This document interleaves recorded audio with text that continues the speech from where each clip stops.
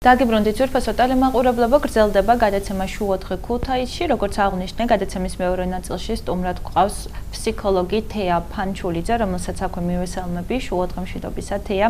მოხარული ვარ, რომ დრო იპოვეთ და კვლავ ჩვენთან ერთად ხართ. ყოველთვის მნიშვნელოვან საკითხებს მიმოვიხილავთ ხოლმე, მით უმეტეს გახშირებული სუიციდის ფაქტები და განსაკუთრებით მოზარდებში, ალბათ კიდევ ერთხელ გვაძლევს საშუალებას, რომ დაუბრუნდეთ აი ამ მეტად მნიშვნელოვან საკითხს და ნიუანსს, როგორ განიხილავს ამ შემთხვევაში ფსიქოლოგი. დღემშვიდობისა მოგესალმები, მოხარული ვარ კიდევ ერთხელ, რომ ხარ ჩვენთან ერთად. მოგესალმები ნანა, მივესალმები შენს ტელემაყურებლებს და ძალიან დიდი მადლობა, რომ შეეხე ასეთ ძალიან მნიშვნელოვან თემას, რომელიც არასდროს არ კარგავს აქტუალობას. სუიციდი მოზარდებში ეს არ არის მხოლოდ ჩვენი ქვეყნის პრობლემა, ეს არის მთელი მსოფლიოს პრობლემა და ბოლო პერიოდში მზარდია სტატისტიკა სამწუხაროდ მიმართულებით.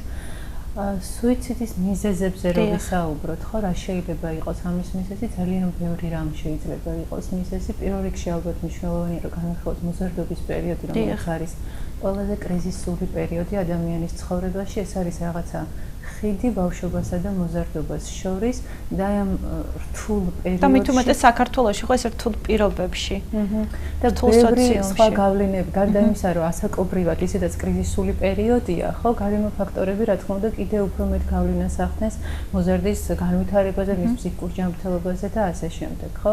აი რა შეიძლება იყოს გამომწვევი მიზეზი? ბევრი ფაქტორი, მაგალითად სოციალური პრობლემები, ოჯახში არსებული ძალადობა, ტრამული გამოცდილებები, სექსუალური ძალადობის შემთხვევები, ხო? ბულინგი, რომელიც ვთქვათ ასეთი აქტუალური და დღეს უბრალოდ აქტუალური ყოველთვის იყო, მაგრამ დღეს მხარია წყალებში, რომ შედარებით უფრო მეტად ვსაუბრობთ ამ თემასთან დაკავშირებით, ხო?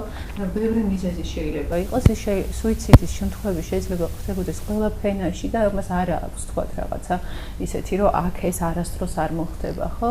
ასევე საუბრობენ გენეტიკურ ფაქტორზეც, თუმცა სუიციდი ეს არ არის გენეტიკური ფაქტორი, უბრალოდ ეს არის კოპირებული, შესაძლოა იყოს კოპირებული ქცევა, ვთქვათ, თუ ჩემი ოჯახის წევრი, ვთქვათ, რაღაცა პრობლემების გამკლავების კუთხით გამოიყენა პრობლემასთან გამკლავების ეს სტრატეგია, შესაძლოა ჩემთვის ეს გახდეს ასე ვთქვათ, მისაბაძი, მაგრამ თუ ოჯახში არის მხარდაჭერა და ბავშვის ირგვლივ არის მხარდამჭერი გარემო, რა თქმა უნდა, ამის თავიდან არიდება არის შესაძლებელი, ხო?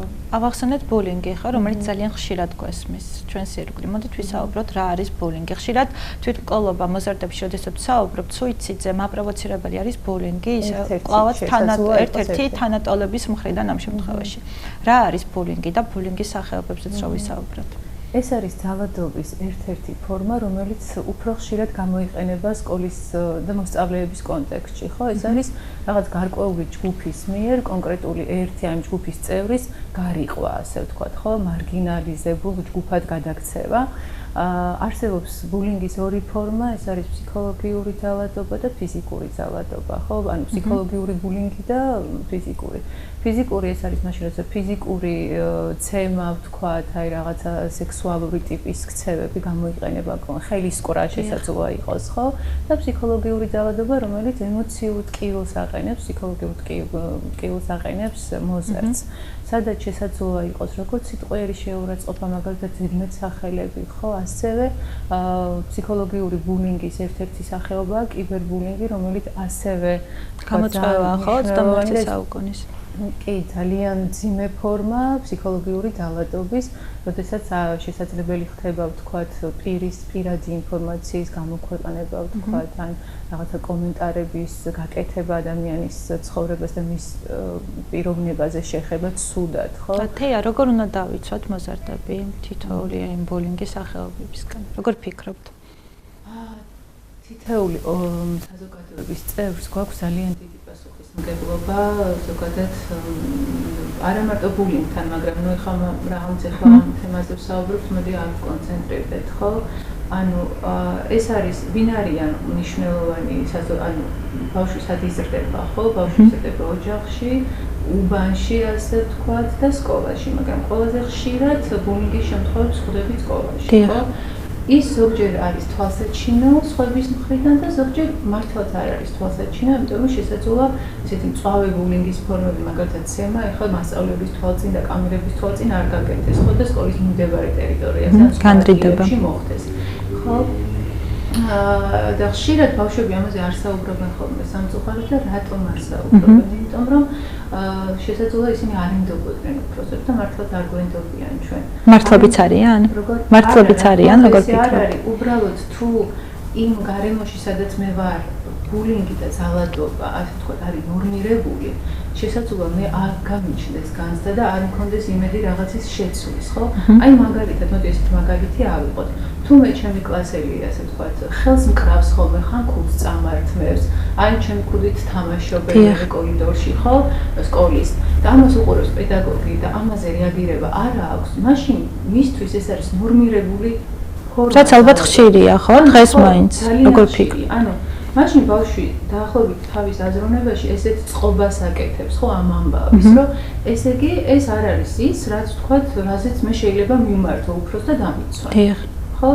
მეორე მხრივ შესაძლოა სხვათა შორის ხშირად უთქვათ ხოლმე, რომ მოზარდ ბიჭებს, როდესაც მათთან მუშაობ ხოლმე, რომ არასოდეს არ მივმართავ თქვათ დახმარებისთვის უფროს, იმიტომ რომ მე შესაძლოა მის ასე ვთქვათ სამეგობრო წრეში ეს ჩაითვალო ძალიან ცუდ ტონად. ანუ უნდობლობა. უნდობლობა და მეორე მხრივ შიში იმისო კიდევ უფრო მეტად არ გახდეს ასე ვთქვათ დაბულინგებული მისი თანატოლების მხრიდან და კიდევ ახალი იარლიყი არ აიწევოს მაგალითად ჩამშვენს. და ეხლა და კონკრეტულ შემთხვევაში პასუხისმგებლობა მშობელი, სკოლა, ვის ეკისრება? ვინ უნდა აიღოს პასუხისმგებლობა? ვინც ამას ხედავს და ამაზე ვთქვათ რეაგირებას არ აკეთებს. ხო? ანუ ძალიან მნიშვნელოვანია რომ მსგავსი ტიპის ქმედებებზე არ დავხუჭოთ თვალი, არც სკოლის პედაგოგმა, რიგითმა თანამშრომელმა, რომელიც სკოლის სივრცეში მუშაობს, ფსიქოლოგმა, სოციალურმა მუშაკმა, მშობლებმა, მეზობლებმა, რომელიც თქვათ ამას ხედავენ, ყველას წილი პასუხისმგებლობა არის და ძალიან მნიშვნელოვანია, რომ მსგავსი ტიპის ქცევები არ გავხადოთ ნორმირებულად. ხო? თუმცა ჩვენ სოციუმს სამწუხაროდ ალბათ ეგრეთ წოდებული სეირიის ბრჭყალებში ყურება ატკბობს და მოსწონთ. არ ვიცი, რამდენად მოსწონთ, უბრალოდ მე მგონია, რომ ვერ აფასებენ, ხშირ შემთხვევაში ვერ ხდება მნიშვნელოვნების მინიჭება ამ ფაქტის და ამ ამბავში რაღაც პრობლემის დანახვა. ანუ ვიტყავთ იქამდე, რომ ეს ცნობიერების პრობლემა აქვს, ხო? იმიტომ რომ ბულინგი ხო არ დაწყებულა სკოლაში ყოველთვის ხდებოდა, თქვათ, ჩაკვრა ჩემი დროსაც ხდებოდა, კიდე ჩვენი წინათაობის დროსაც ხდებოდა და ეხლაც ხდება, უბრალოდ ნაკლები ცოდნა იყო ამის შესახებ. აი ფრაზები და ეხლა რა შეიცვალა, ხო? თუ ეხლა უბრალოდ საუბრობთ, ხო, რაღაც წინ გადადგმული ნაბიჯი. ხო, ანუ უფრო ხმამაღლა დავიწყეთ ამაზე საუბარი დღეს. და ვაღიარეთ, რომ ეს პრობლემა გვაქვს. თუმცა არის რიგი სკოლები, სადაც ალბათ რომ მიხვიდეთ, იტყვიან, რომ ჩვენთან ბულინგი არ ხდება. და ეს არის წარმოუდგენელი, ხო? არ არსებობს, არ შეიძლება სკოლა, არ არსებობს ესეთი კარგი სკოლა, სადაც თქვა შეიძლება, რომ არ ერთი ფაქტი მაინც არ ხდებოდა სკოლა მსგავსი. ერთი ფაქტი მაინც არ ხდებოდა და სტატისტიკური მონაცემებით ზოგადად ბულინგის მსხვერპლი არიან როგორც გოგონები, ასევე ბიჭები და ნებისმიერი ბავშვი შეიძლება გახდეს. პოტენციური მსხვერპლია ხო თითოეული მათგანი. ანუ ნახეთ, ოღონდ ბულინგის დეფინიციაც რო განმარტოთ, ხო, რომ რაღაცა წარმოდგენა შეექმნა საზოგადოებრივ ადამიანებს, ვინც თქვათ ეს არ იცის. ანუ მაგალითად მე როგორც მოზარდი თუ ჩემ თანაწოლს, აი მაგალითად წიგნიდან ამოუღე ჩანთა. ისე გავეხუმრე, ხო? და ჩემო მეგობარმა კლასელმა მითხრა, რომ ეს არ მომწონს და მეორე ესეთ რამე არ გააკეთო და მე ამას თქვათ ვაღიარებ და ბოდიშსაც ვუხდი. და ეს მოხდა მხოლოდ ერთხელ და ამ ფაქტის შემდეგ მე ამას აღარ ვაკეთებ. რა თქმა უნდა, ეს არ იდენტიფიცირდება როგორც ბულინგი, მაგრამ მიუხედავად იმისა, რომ მე ვიცი, რომ ჩემ კლასელს არ მოსწონს ჩემი ეს ეგრეთ წოდებული ხუმრობები და მე მაინც ამას ვაგრძელებ, უკვე ეს არის ბულინგი. ხო, და არ არსებობს ესეთი სუბუქი ფორმა და ესეთი ძლიერი ფორმა, ხო, ბულინგის. მე თუ შეურაცხყოფილად ვგრძნობ, როდესაც ქუდს მართმევენ და ჩემი ქუდით თამაშობენ, ხო, და უნებრივია ყველა ბავშვი ეს არ არის არ მოსწონს, ხო, შესაძლოა მათ თქვან, რომ ეს ხუმრობა არის, მაგრამ სინამდვილეში ეს არ არის არ მოსწონს, ხო?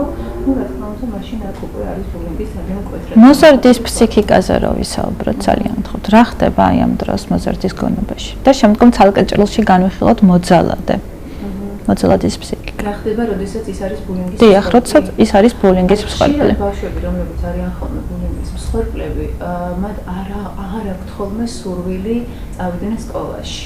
ხო, ანუ ეხლა ნიშნებზეც რო ვაპარაკოთ, რომ უფროსებს როგორ ამოიცნონ, ხო, მშობლებმა პირობითად, თუ კი მათი შვილი ბულინგის მსხვერპლია. ხო, ანუ ერთია რომ არის მკვეთრად იცვლება დინება-განწყობა, ბავშვს აღარ აქვს სურვილი სკოლაში სიარულის. ასევე ამბობს, რომ ის ვერ ეკითხება დავალებებს სხვას, იმიტომ რომ არ ეუბნებიან მაგალითად, ან მასთან არავინ არ ჯდება, არ პატიჟებენ წვეულებებს, ხო?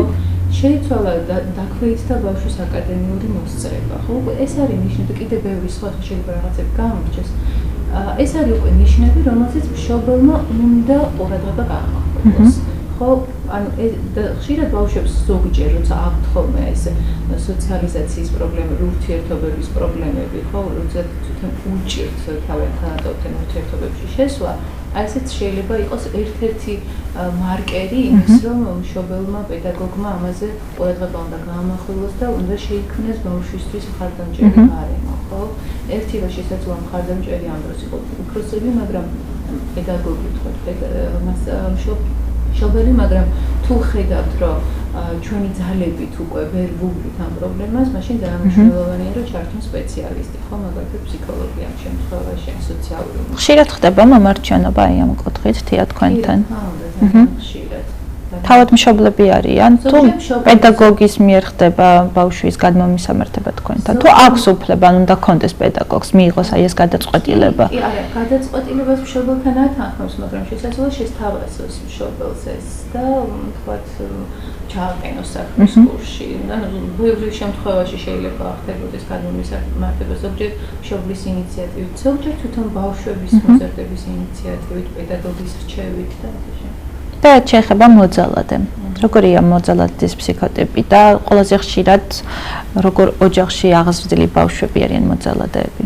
იცი რომ მე ალბათ ესე ერთ ჭრილში არ განვიხილავ ამბავს, რომ მხოლოდ ოჯახიდან შეიძლება იყოს ის ცუდად აღზრდილი, ხო, ალბათ ესე არ განვიხილავ, მაგრამ აი ნახეთ, როდესაც ჩვენ ბულინგის შემთხვევას ვაწყდებით, ხო? რატო არის ძალიან მნიშვნელოვანი, რომ ამაზე რეაგირება გქონდეს. ერთია, რომ სხვებს სჭირდება დახმარება და მხარდაჭერა და ასევე დახმარება სჭირდება მოძალადეს. ხო, რომ მან ჯერ ერთი რომ შესაძლოა ვერ იაზრებდეს საკუთარი ქცევის უარყოფით მხარეებს და მეორე შესაძლოა ის თვითონ იყოს ძალადობის მსხვერპლი. ან ოდესღაც იყო, ხო? ან ოდესღაც იყო, ხო. შესაძლოა კი ბატონო ოჯახშიც შეიძლება იყოს, ან თავისი სხვა თანატოლების მხრიდან იყოს ძალადობის მსხვერპლი. ან ორივე შემთხვევაში ჩვენ გვევალება, რომ მათზე ვიზრუნოთ, ხო? და დავეხმაროთ აი ამ პრობლემებთან გამკლავებაში. და ძალიან საინტერესოა ეს მოძალადე ბავშვები, რომელიც დღეს რაღაც დღიურ ნორმადაც მიგვაჩნია, რამდენად საშიშები შეიძლება აღმოჩნდეს შემდგომ საზოგადოებისთვის. ზოგადად იცით როგორ არის, რომ მოზარდობის პერიოდი ეს არის პერიოდი, სადაც ანტისოციალური და დესტრუქციული ქცევები ერთი მხრივ არის თითქოს ნორმა, ხო, თითქოს იმიტომ რომ ყველაზე მნიშვნელოვანი რა არის მოზარდობის ასაკში, დაემკვიდრო საკუთარი თავი, ხო? აი ამ ასაკში ყველაზე მნიშვნელოვანია რას ფიქრობენ ჩემზე ჩემი თანატორები. ვიდრე ვთქვათ, რას ფიქრობს დედა ჩემზე, ან პედაგოგი, ხო, გაცილებით მნიშვნელოვანია ჩემი თანატორების აზრი ჩემს შესახებ. და მე თუ ვთქვათ, აი ძალადობრივი ფორმით ვარ კაი ტიპი სკოლაში, შესაძლოა მე გავამრავლო ზუსტად ამიტომ ჩემი ეს ქცევები. ხვდებით, ხო, ანუ ძალიან მნიშვნელოვანია, რომ ბავშვებს აი მოზარდობის პერიოდში დავეხმაროთ ამის გაანალიზებაში, დავეხმაროთ თვით დამკვიდრებაში და ვაჩვენოთ სხვა შესაძლებლობები. და აი სხვა შესაძლებლობების ჩვენება არ არის ეს ეხლა დავჯდეთ და ვუთხრათ აი რა არის კარგი და მხოლოდ ვესაუბროთ ამაზე. ანუ თვითეული ჩვენთაგანი პედაგოგი, მშობელი და ასე შემდეგ, ვისაც კი ბავშვთან გვაქვს შეხება, ჩვენი ქცევა უნდა იყოს მაგალითი მათთვის. ანუ მე თუ როგორც სიტყვაზე პედაგოგი ბრაზდები და ხდები დესტრუქციული და ვიყენებ დესტრუქციულ გამკლავების სტრატეგიებს, ბუნებრივია იმ მოსწავლისთვის მე აღარ ვარ ავტორიტეტი, ხო? მე აღარ ვარ ის ადამიანი, რომელსაც მე მექნება უფლება თუნდაც რომ ვესაუბრო მაღალ მორალურ რაღაცებზე. და ამ შემთხვევაში რა შეგიძლიათ ურჩიოთ მშობლებს და რა შეგიძლიათ ურჩიოთ პედაგოგებს, სადაც მათ უშუალო შეხება აქვთ? მადლობა ნანა, აი რაზეც ვის ამ შეკითხვისთვის, აი რაზეც ვისაუბრეთ, თუ ისინი დაინახავენ აი ამ ნიშნებს და თუ ხედავენ რომ ვერ აგვარებენ საკუთარი ძალებით აი ამ პრობლემას ჩართონ სპეციალისტი, ან ყველაზე მნიშვნელოვანია რომ არ დატოვონ ეს შემთხვევები ყურადღების მიღმა. ხო? მნიშვნელოვანია რომ მოვუსმინოთ ბავშვებს, ხო ვიყოთ მათი ემოციური მხარდამჭერები და არ გავსაჯოთ. ძალიან ხშირად ვაწყდებით ხოლმე ესეთ შემთხვევებს, როდესაც მაგალითად ბავშვი აზიარებს საკუთარი ოჯახის წევრებთან რომ ვიღაცამ ვცემა და მე შეიძლება დაარიგონ რომ შენ რატო არ ცემ, რაღაც ჩარი ხარ თუ აი ეს არის ძალიან სახიფათო და ძალიან დამაზიანებელი ფრაზები, რომელიც კი შეიძლება ბავშვს უთხრათ აი ამ დროს, ხო? ბავშვისთვის მნიშვნელოვანია რომ ჩვენ ვიყოთ მხარდამჭერები და მას გქონდეს განცდა რომ ნებისმიერ დროს შეუძლია ენდოს უპროცესებს, ეს იქნება პედაგოგი, შეიძლება ყველა არა, მაგრამ ვიღაც პედაგოგი, მშობელი და ასე შემდეგ. თქვენ ბრძანეთ რომ აი ამ პრობლემების უგულველყოფა არ შეიძლება და დაგროვება. ესე თვალის დახუჭვამ და დაგროვებამ რა შეიძლება გამოიწვიოს და სანამდე შეიძლება მივიდეს თავად. ძალიან და ძალიან ფატალური შედეგები შეიძლება გამოიწვიოს ამან, ხო? შესაძლოა ამან მიგვიყვანოს თვითონ ბავშვებმა დააზიანონ ერთმანეთი და ეს აღმოჩნდეს ძალიან ესეთი, ხო, საგანგაშო შედეგი. ასევე შესაძლოა თვითონ ბავშვმა დაიზიანოს საკუთარი თავი, ხო? ანუ როდესაც ბავშვი ვეღარ უმკლავდება საკუთარი ძალებით და გარემოში არავინ არ არის, ვინც შეიძლება იყოს მისი მხარდამჭერი, მე ზუსტად ეს არის შემთხვევები, როდესაც ისინი მიდიან საკუთარი თავის მიმართ დაზიანებისკენ, ხო? და ამიტომ არის ძალიან მნიშვნელოვანი, რომ ჩვენი პასუხის პასუხისმგებლობების გააზრება და გაცნობიერება და უგულებელყოფა ძალადობის ერთ-ერთი ფორმა. ხო, როდესაც მე უგულებელყოფ ჩემი შვილის, ჩემი მოსწავლის და ზოგადად ბავშვი საჭიროებს, აი თუნდაც ქუჩაში როცა მივდივართ და ვხედავთ, რომ ერთი რაღაცა გარკვეული ჯგუფი ჩაგრავს ერთ ბავშვს, აი ამაზე გულგრილად გავლა და თვალის დახუჭვად, აი აქაც კი თითოეული ჩვენთაგანის პასუხისმგებლობაა და ეს არის თითოეული საზოგადოების წევრი, ხო, რომელმაც აი ამ განმსახედიდან მნიშვნელოვანია რომ შეხედოს ამ ფორმას. და ზოგადად მოზარდის ნდობის მოპოვება რამდენად დიდ ძალისხმევასთან არის დაკავშირებული, ან როგორ შეიძლება მშობელმა მოიპოვოს მოზარდის ნდობა, იმისათვის რომ შვილი მასთან დიალოგზე იყოს თანახმად და მისი მისაიდუმლეც კი გახდეს უკეთეს შემთხვევაში. იმისათვის რომ საკუთარი შვილები გვინდობოდნენ, მნიშვნელოვანია რომ ჩვენ ვინდობოდეთ მათ და გქონდეს ესეთი ემოციური კავშირი მათთან, იყო ემპათიურები მათ მიმართ და მაშინ ამბობთ აღარ არის ძალისხმევა საჭირო. მე თუ ვიცი რომ მე როგორც შვილს დედას როცა ვუზიარებ თუ მამას რაღაც ამბავს, იქიდან არ ვიღებ გამუდმებით კრიტიკას, ხო, არ მაკრიტიკებენ გამუდმებით და პირიქით მისმენენ, ვთქვათ, იზიარებენ ჩემს ამბებს და განსაცდელებს, ხო, პირიქით მეკითხებიან და მაძლევენ არჩევანის შესაძლებლობასაც. ამ შემთხვევაში უკვე აი ეს კრიზისი რაც იწყება ხოლმე ბავშვებს და მშობლებს შორის მოზარდობის პერიოდში, ხო, უფრო ნაკლებად არის ხოლმე, ხო? ანუ მთავარია რომ აი ეს ემოციური კავშირი არსებობდეს და ნდობა და პატივისცემა ბავშვის მიმართ, ხო? ხშირად არის ხოლმე რომ მოზარდების მშობლები ძალიან წუხან რომ აი მათი მოზარდის შვილი უკვე ძალიან შეიცვალა, აღარ ითვალისწინებენ. რა უნდა მოიმოქმედონ ამ დროს? იცი რა თქმა უნდა ბავშვი უხეშობს. ასე ვთქვათ, გულზრდელება. ხო, აი მნიშვნელოვანია რომ ჩვენ უფროსებმა გადავხედოთ ჩვენი ქცევის რეპერტუარს მის მიმართ. ანუ აი ჩვენ რას იქნებოდა ჩვენ ვუბიძგეთ, ხო? ჩვენ რას ვაკეთებთ, ჩვენ როგორ ვექცევით და რატომ მოდის მე მისგან ეს დამოკიდებულება და მე გონი რომ პასუხობ ხოლმე ბავშვი კითხვებს. შვილსა და მშობლებს შორის დიალოგი რამდენად მნიშვნელოვანია, რომ ეს ინტენსიურ რეჟიმში იმისათვის რომ გაუცხოება არ მოხდეს. ძალიან მნიშვნელოვანია. აი ყოველ დღე მნიშვნელოვანია რომ მშობელმა გამოყოს თუნდაც მიუხედავად იმისა რომ ძალიან დაკავებული გრაფიკი აქვს ხო დღევანდელ მშობლებს 15 წუთი იმისთვის რომ გქონდეს ბავშვთან ეს ინტერაქცია, ხო, საუბარი ყველანაირი ტექნოლოგიების და სხვა ოჯახის წევრების გარეშე, ხო, ძალიან მნიშვნელოვანია რომ ეს დიალოგი გქონდეს. აი რა ხდებოდა დღეს სკოლაში თავს როგორ გწნობდი და არა ის რომ ვინ გაგიზახა და რა მიიღე ხოლმე. ხო, ესეც მნიშვნელოვანია, მაგრამ აი ესეც რომ რა ხდებოდა შენ ცხოვრებაში, როგორ გწნობ თავს როგორ ხარ. ხო, აი რამე ხო არ გჭირდება ჩემგან და რაში შემიძლია დაგეხმარო მაგალითად. თეა, რამდენად მნიშვნელოვანია ბავშვი მოზარდი ასაკის მიუხედავად მშობელმა აღიქვას როგორც სრულფასოვან წევრად, ადამიანად და ინდივიდად. მე ახლა მახსენე რომ მნიშვნელოვანია რომ პატივისცემდეს.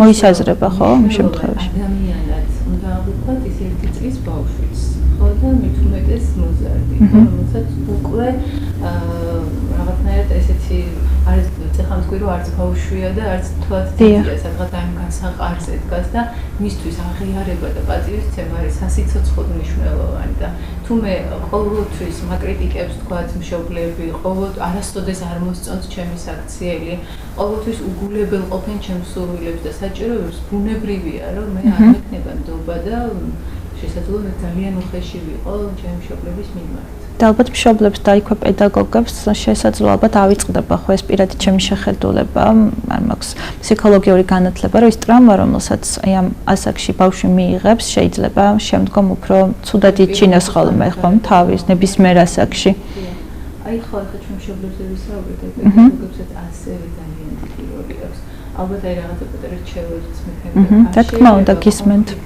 აი თუნდაც მოდი ეს რომ წარმოვიდგინოთ წავაწყდით კონფლიქტს ბავშვებს შორის ხო ან რომელიღაცა ბავშვის მიმართ მიმაქვს რაღაცა პრეტენზია როგორც პედაგოგ რაღაც არ მომეწონა ხო დაუშვებელია რომ კლასის წინაშე მიაყენო შეურაცხყოფა ბავშვს ჯერ ისედაც ინდივიდუალურად თუნდაც მოდი ესე ვთქვათ კონსტრუქციულად საყვედური ხო მნიშვნელოვანია რომ ეს საყვედური იყოს ცალკე ინდივიდუალურად ნათქვამი და არა მთელი კლასის წინაშე იმიტომ რომ მოზარდობის ასაკში როგორც თავიდან დავიწყე ყველაზე მნიშვნელოვანია რომ ის ფიქრობენ სხვა თემზე და უცებ მე რაღაცა 15 წლის ბიჭი თუ გოგო დგები და რაღაცა მაძებებენ შენიშვნებს ხო ეს უფრო მეტ პროტესტს იწვევს ჩემში ვიდრე იმას რომ გავიაზრო და გავაანალიზო ჩემი ცუდი ქცევის უარყოფითი შედეგები ხო უფრო მეტად ასე ვთქვათ მინდება რომ თქოს დავსაჯო ეს პედაგოგი თუ რაღაცა შეიძლება მე პედაგოგის მიმართ ვერაფერი გავაკეთო და ეს ჩემი ფრაზი გავუშვა სხვა ჩემი თანაკლასელის მიმართ ანუ უფრო სოსთან ვისი დაჩაგვრა შეგვიძლია ხო ყოველთვის იპოვის ადამიანი მსხვერპლს ხო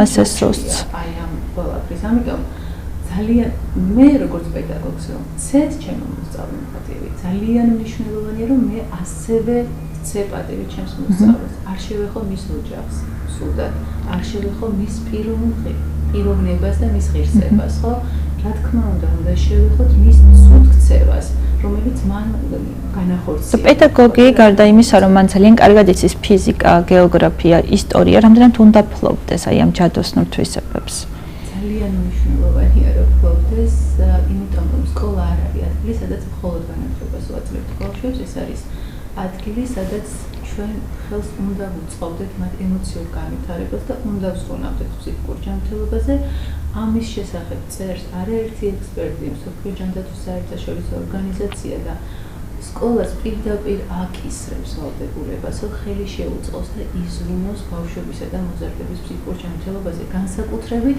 ბავშვები რომლებიც მოდიან ტრამვირებული ოჯახებიდან და ისედაც კრიზისულ სიტუაციაში არიან სკოლა უნდა იყოს ადგილი რომელიც კი არ უფრო კი არ გათრგუნავს ხო მის პრობლემას თქვათ პირიქით ხელს შეუწყობს მის პრობლემების მოგვარებას და დაიწყებს ზრუნვას მასზე. აქედან გამომდინარე მნიშვნელოვანია რომ თვითონ პედაგოგმა იცოდეს ასაკობრივი თავისებურებები, მიდგომის თავისებურებები, იმიტომ რომ არ შეიძლება მეხუთე კლასელს და მეათე კლასელს ერთნაირი ტექსტით ვესაუბროთ ხო? რა თქმა უნდა და ძალიან მნიშვნელოვანია რომ თვითონ ძალიან ბევრს მუშაობდეს საკუთარ თავზე. ხო, აი მაგალითად როგორ გამოხატოს საკუთარი ბრაზი, როდესაც ის მართლა შეურაცხყოფილად გრძნობს თავს. ან თუ თქვათ გადააჭარბებს და ზედმეტი მოულა შეგვეძლოს ბოდიშის მოხდა, იმიტომ რომ ამით ვასწავლებ, ხო? ბავშვებს სხვანაირად ვერ ვასწავლებ. რჩევად არიგებობს ზოგადად აზრი არ აქვს, არის ბავშვებთან და არის მოზარდებთან, ერთადერთი წერითი მოდელები ვართ ჩვენ უფროსები. როგორც რეაგირებთ კრიზისულ სიტუაციაშიც, ასე ვთქვათ, ბუმერანგებით გვიბრუნდება უკან ბავშვების მხრიდან. არის დამოკიდებულებები ასე რომ სკოლებში ფსიქოლოგების აუცილებლობის საკითხი ჩართულობის დღეს რამდენად დგას როგორ ფიქრობ? იცით აუცილებელია. მე არ მგონია რომ ახლა ფსიქოლოგებს შევიყვან სკოლაში და ყველა პრობლემა დაალაგდება.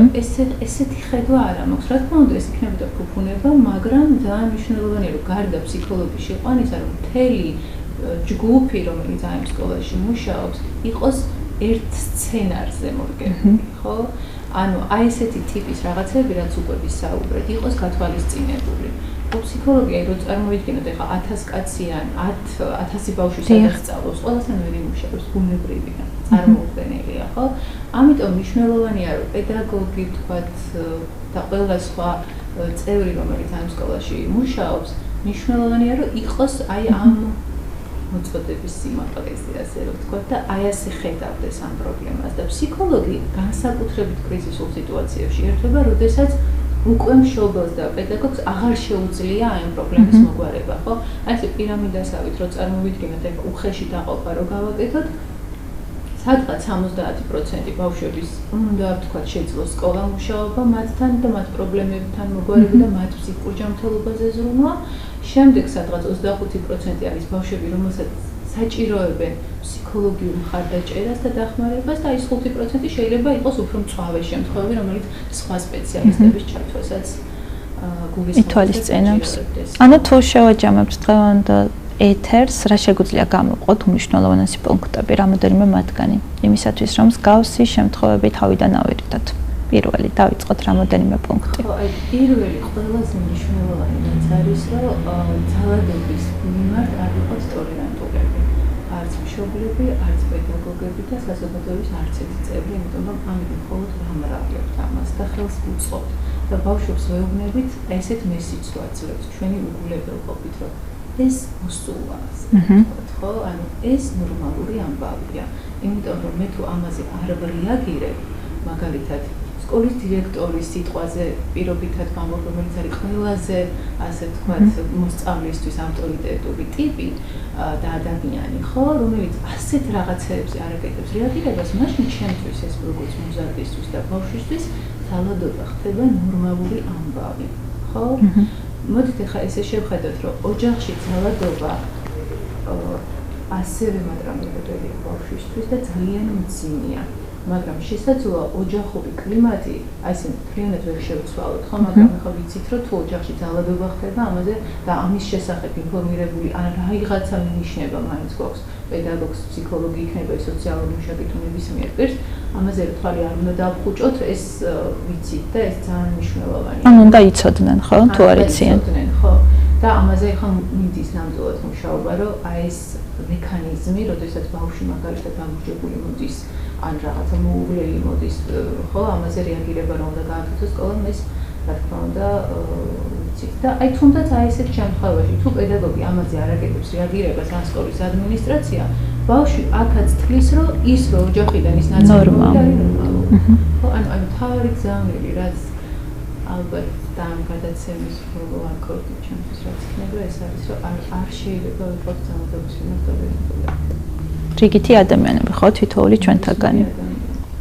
თეა, ძალიან დიდი მადლობა, ყოველთვის საინტერესოა თქვენი მოსმენა, მადლობას გადაგიხდით რომ იყავით ჩვენთან ერთად. გადაცემის პირველ ნაწილში სტუმრებმა მთავარ გზავნილად სიყვარული დაასახელეს და ამჯერადაც გონებს სიყვარულის ნოტაზე შეგვიძლია დაგემშვიდობო, მადლობა გადაგიხადოთ და მორიგ საეთერო შეხვედრამდე ბევრი წარმატება გისურვა. დროებით დაგემშვიდობები, ნახვამდის. ძირფასო ტელემაყურებლებო, უნდა გითხრათ, რომ დღეისათვის გადაცემისთვის განკუთვნილი დრო ამით ამოიწურა. ბედნიერ დღეს და ნაყოფიერ სამუშაო კვირას გისურვებ, ნანამუშაობდა თქვენთვის ამ დრომ და გადაცემის სტუმარი კი გახდათ ფსიქოლოგი თეა ფანჩულიძე. გემშვიდობებით ხვალამდე, მადლობა ყურადღებისთვის და არ დაივიწყოთ მთავარი გზავნილი, სიყვარული არის ეს ერთადერთი რამ, რასაც შეუძლია მთელი დედამიწა იხსნას განსაცდარისგან. ხვალამდე, ნახვამდის.